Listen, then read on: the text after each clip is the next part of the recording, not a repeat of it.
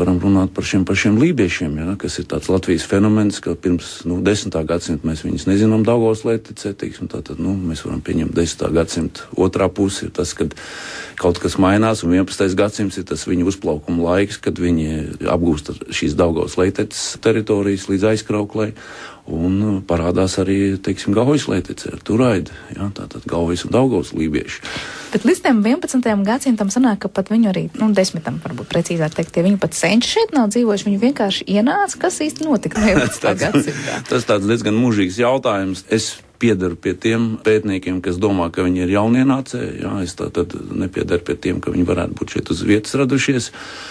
Tas ir manā izpratnē diezgan sarežģīts process, kurā mēs varētu saistīt ar šīm te tāltirgotāju aktivitātēm. Man šķiet, ja, ka kāda cilvēku grupa, kura bija somiskas izcelsmes, varēja šo vietu noskatīt, bet kur bija pazīstama ar šīm te skandināvu aktivitātēm, šo tāltirzniecību, un pieplusējot šo te vietējo aktivitāti, ja, tātad šis te vendu jautājums, kur mēs arī varam piesaistīt, tātad, šeit apmetās uz dzīvi, un šī kultūra radās. Un vēl viens tāds interesants lietas, tanī laikā mēs zinām, kad skandināvu vadvanas Ragvalds, jeb Ragvaldots, un dažādi viņi tur vārdu locis, dodās uz Krieviju.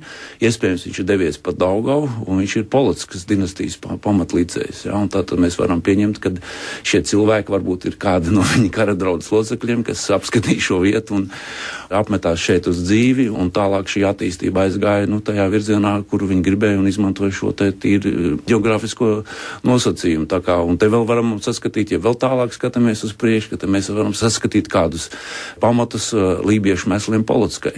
Ka tā ir mantot no šiem laikiem. Katrā ziņā to laiku cilvēki jau atzina par labu. Esam šo teritoriju, ka ir vērsti apmesties un uzturēties. Jā, tā, protams, ir ienesīga vieta, ja tā varētu teikt, bet, lauksaimniecība katrā ziņā nav pārāk piemērota, bet tā tirgošanās šeit varēja iegūt mantu, bet no otras puses vienmēr jāatcerās, ka šīs te ienesīgās vietas ir arī bīstamas vietas, jo ir vienmēr atrodās kāds, kas arī ir noskatījis šo vietu. Ko paņem un taupītājs, ko paņem laupītājs, jā, un līdz ar to, šeit šīs abas puses, jā, tā tad ir viena, kas tirgojās, un otra, kas viņas laupa, un tas ir sirošana, laupīšana, tā laikā ir ikdienas parādība.